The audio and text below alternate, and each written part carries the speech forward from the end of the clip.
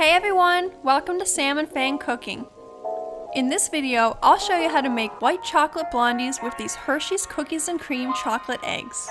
But of course you can use any white chocolate you like, or omit the chocolate altogether.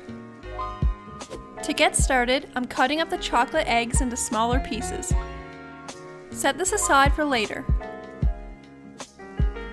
Now add 170 grams of melted butter to a bowl, along with 150 grams of white sugar and 200 grams of brown sugar.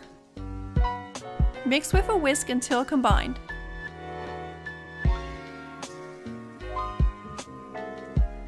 Add 2 eggs and 2 teaspoons of vanilla. Then whisk that together until combined.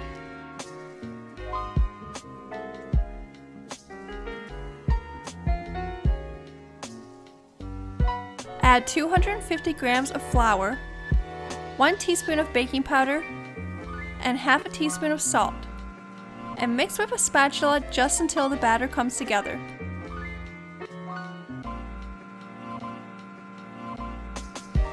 Add the white chocolate or any kind of chocolate you like and fold it into the batter, and I saved about a quarter cup to add to the top.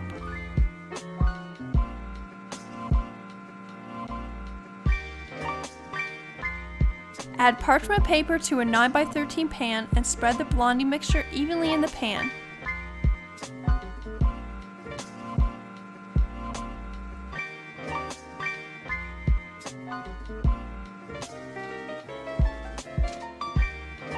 Sprinkle the rest of the chocolate on top.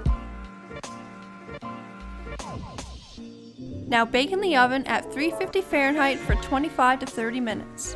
And they should come out of the oven looking like this, nice and golden brown. Let cool at room temperature, then cut into squares. And that's it!